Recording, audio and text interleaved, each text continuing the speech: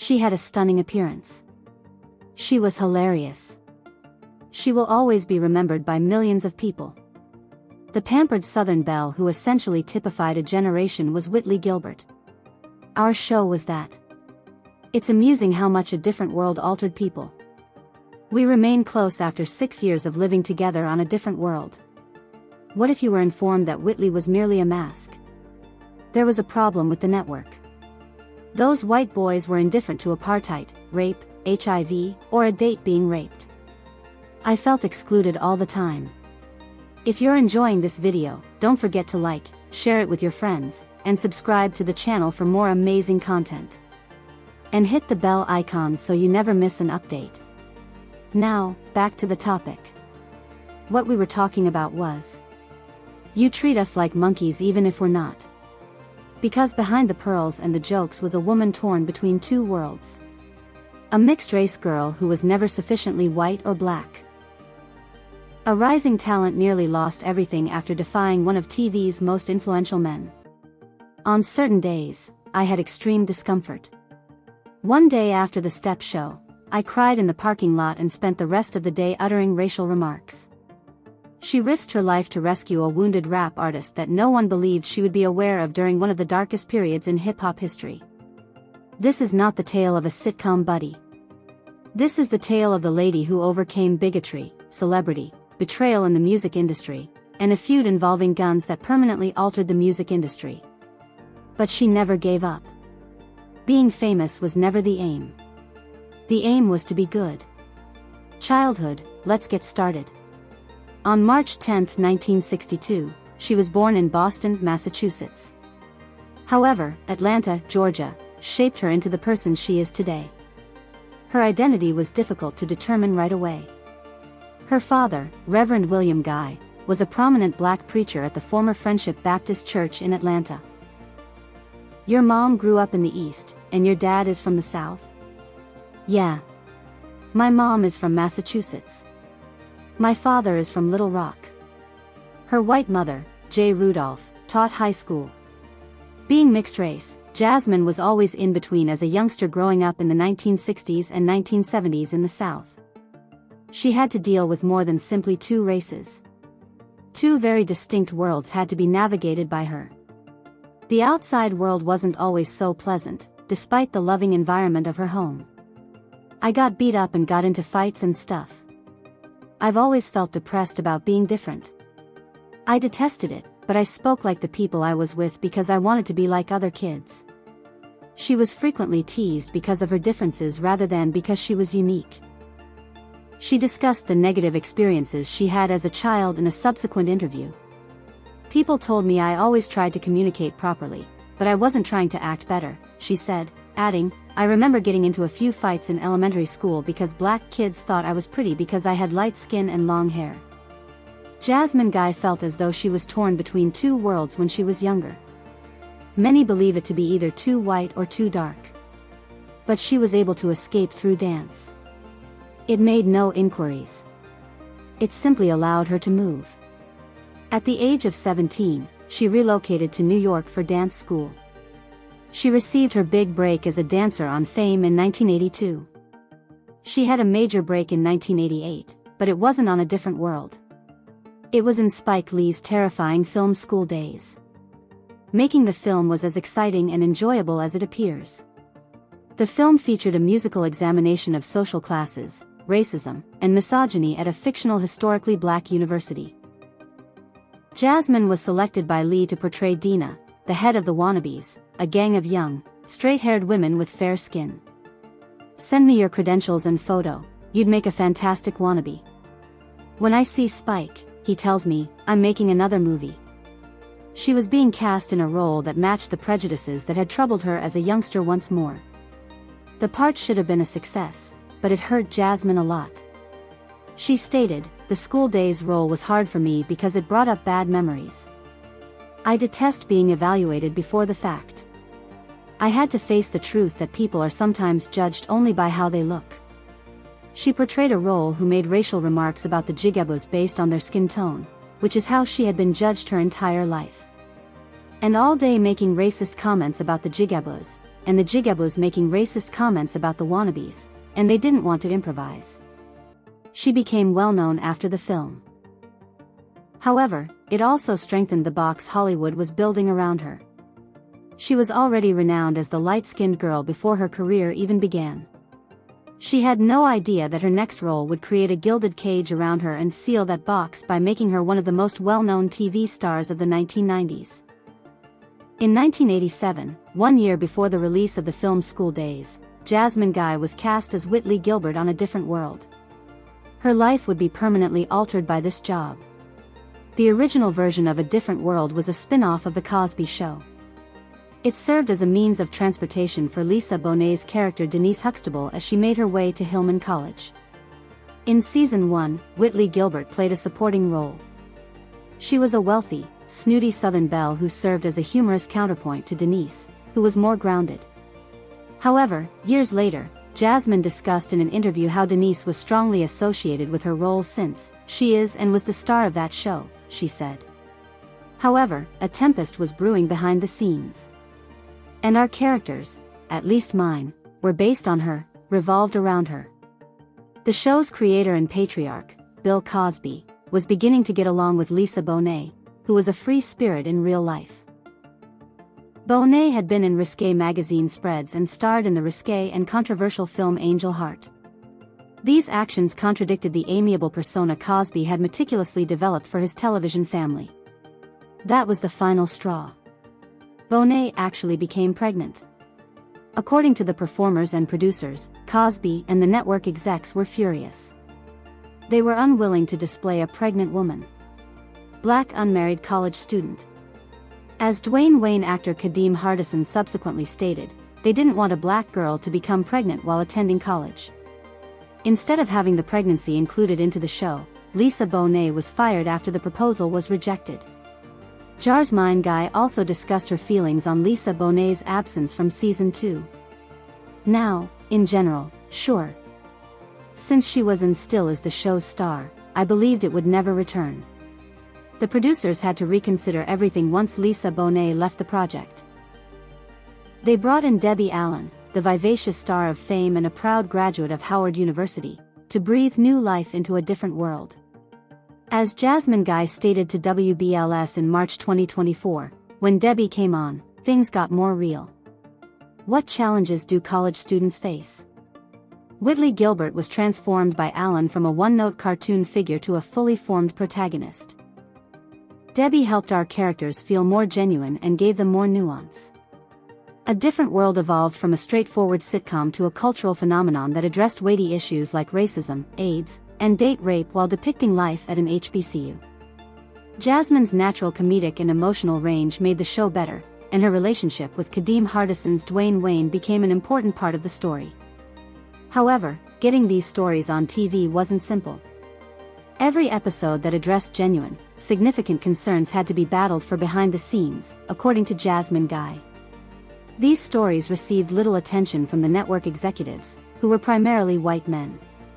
They wanted love stories, silly comedies, and simple laughs.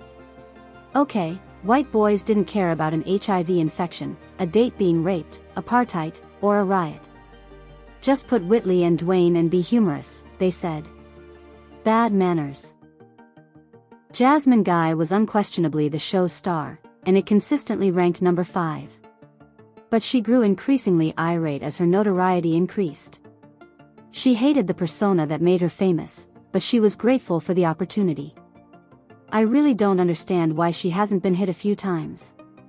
I would never talk the way Whitley talks. I promise you, if I knew someone like Whitley, we wouldn't be going to the movies together, she remarked in an interview with People magazine. It was the way they were gathered, not just the character. She was troubled by the fact that she was portraying a character who was a specific type of privileged, almost comical blackness. However, her personal feelings about the role paled in comparison to the altercations she witnessed and participated in behind the scenes. The set was darkly shadowed by Lisa Bonet's abuse. Jasmine had witnessed the producers publicly mistreat her co-star. She was candid when discussing the atmosphere in a recent interview. I also didn't like how they were treating Lisa Bonet. It was crazy after the first season. Say it aloud. She described how producers yelled at Bonet and pushed her to just do it. Guy told her, "You treat her badly in front of a crowd and you treat me badly too." Bonet had to hire her own security since things had gotten so terrible. For Jasmine, this was the final straw. She was not yet well known. She couldn't keep silent because she was a supporting actor on a major network show, a job that most people would kill for. Say it aloud, just do it. The way each of them would gesture toward her. Jasmine Guy may have ended her career before it ever began when she resigned from her position in front of the producers. "I've gained a lot of knowledge. I went in and thanked them for the chance." She informed them what was wrong when they asked. She told them directly. They tried to cheer her up by asking her whether it had ever happened to her. "I think Lisa Bonet is being treated badly in front of the crowd." She responded forcefully, saying, "I told her, if it happens to her, it will happen to me." It appears that you don't have any regard for the cast. In contrast, the producers were unmoved. They informed her that she could not resign. She had to do it for 6 years as part of her contract with the show. She had to stay because she was stuck. She witnessed Bonet getting removed from the program and having it altered to suit her requirements. She was the new star of the show, but the conflict was far from done. Jasmine and the actors had to constantly battle NBC to tell tales that mattered. Guy remarked it was always a fight with them, alluding to the network's unwillingness to discuss important topics. NBC didn't want to discuss AIDS at the time because people were terrified and had negative knowledge about it. The most well-known example was the AIDS-themed episode If I Should Die Before I Wake, which aired in 1991. Guy claims that only because Bill Cosby stepped in did the network allow the show to air. Despite the success of A Different World, she claimed they were never given the same treatment as celebrities. She believed that the actors were not treated with the same respect as other Hollywood actors. Things deteriorated when NBC rescheduled the program to air directly next to Martin, another well-liked black sitcom. For the cast, it was a slap in the face. Guy remarked, "I took that very personally. You only have 2 black shows. You simultaneously pitted us against one another. Who were we to deserve such subpar treatment? I believed it was done intentionally to harm one of them." This demonstrated the network's disregard for their cultural influence and viewership, viewing them as disposable and interchangeable. Jasmine was forced to play Whitley, a role she disliked, on a set where she believed the actors were mistreated on a regular basis. She couldn't have given up, but staying would bring her a new, risky chapter she hadn't anticipated and a friendship that would challenge her courage in ways she never would have imagined. Had Jasmine Guy been able to leave A Different World after the first season, her life might have been drastically different today. Whitley Gilbert's rise to fame, his arguments with the network, and his standing as an icon would have all been missed by her. Additionally, she would not have had the opportunity to meet Tupac Shakur, a young, ebullient performer who appeared on the show in 1993. Tupac played Piccolo, another character's streetwise ex-boyfriend, in the 6th season episode, Homie, Don't You Know Me? Although it didn't seem possible at first, he and Jasmine quickly became friends on sight. "May I, Dorian?" he said. "Let him go. You are aware of the vulnerability of a man's ego, let's face it. Now go take a long nap." "All right, Lena, you were my first love, and I can't spend even 5 minutes by myself?" They were from different worlds, but they had a deeper connection, and they kept their friendship very private, out of the spotlight and out of the public view. She was a skilled actress, and he was the tough, courageous poet from the streets. Their covert friendship would be tested in the worst possible way just 2 years after they first met. On November 30, 1994, a group of people attacked Tupac outside of Manhattan's Quad Recording Studios. He was shot 5 times at point-blank range, and his jewelry was taken. The attack was horrific and shocked the hip-hop community, and it also sparked the well-known rivalry between the East Coast and the West Coast. Despite being taken to the hospital, Tupac was certain that it wasn't safe for him to be there, so he did something against all medical advice because he believed his enemies would try to complete the job. He needed a safe place to go, so he contacted Jasmine. Later, Jasmine Guy claimed that Tupac's apartment was the ideal place for him to hide, a peaceful setting where no one would suspect that a hip-hop legend was covertly recovering. Guy Pearce and Jada Pinkett Smith tried to visit Tupac at the hospital after he was shot in 1994, but he left right away, saying he left the hospital since he didn't feel safe there. He wasn't sure what to do, so he called her and arrived at the hospital, but he was already gone. He was shot 5 times, and he's not here, I informed him. Do you get the idea? Her words, he didn't feel safe there, he doesn't know. He had no idea what he should do. It wasn't just her kindness that made her agree to assist. It was like ensuring the safety of someone who was in danger. She couldn't tell anyone he was there, so it seemed like in Frank's diary, she told People magazine. To recuperate away from the spotlight, he and his family spent a few weeks in her apartment. They also joked about home rules, such as shutting off the lights at 10 o'clock at night. Jasmine remarked, despite all the stress, it was enjoyable. For a time, her apartment became a covert hiding place. While everyone else was speculating about who had shot him and why, she attended to his injuries and provided him with a safe haven. Jasmine also grew close to Tupac's mother, Afeni Shakur, a former Black Panther, during this difficult period and became a reliable part of their inner group. They remained there for a few weeks while his wounds healed. He stayed with you? Yeah.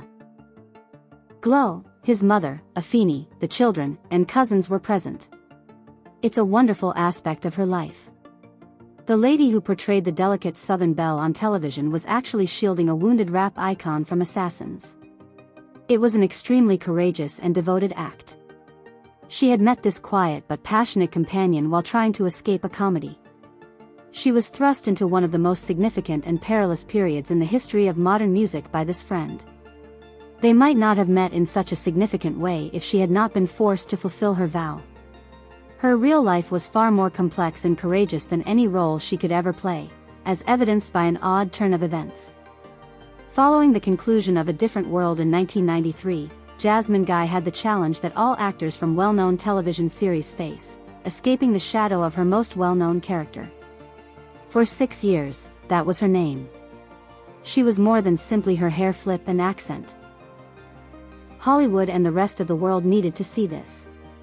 Applause, music, she continued to put in a lot of effort and developed a reputable career that demonstrated her abilities beyond humor. She demonstrated her versatility by playing serious parts in Stephen King's Carrie and several TV series. She became a star because to her key part as Sheila Grams Bennett on the renowned CW show The Vampire Diaries and her recurring role as Roxy Harvey on the popular Showtime show Dead Like Me. Apart from that, she returned to her first passion, performing on stage, and landed parts in musicals such as Grease and Chicago. However, her legacy extends beyond her resume. Jasmine's status as a reliable woman grew more apparent as time passed and rumors about the negative aspects of the company surfaced. Despite the fact that it put her in grave risk, she earned appreciation for having the courage to speak out against Lisa Bonet's abuse. Fans who grew up admiring Whitley began to respect Jasmine's courage. They saw her as a guardian, not as a diva. As one admirer put it in a comment on her post, "I love how Jasmine kept working and going with her gut." Gut. The last person she spoke to was him. Always. There are many discrepancies in Jasmine Guy's account. She didn't even enjoy the role that made her famous. But behind the scenes, she was a quiet warrior who defended her co-stars, resisted Hollywood's discrimination, and remained loyal to herself. She used strength, style, and unshakable devotion to manage her celebrity. Jasmine Guy's career can be evaluated in ways other than ratings and accolades. It demonstrates your capacity for honesty and survival. She established her own path in life and at work, resisted attempts by the industry to categorize her, and defended her friends when they were in danger. She demonstrated that being a real person has nothing to do with your TV persona. It concerns you. When the lights go out and the cameras stop rolling, no one is looking.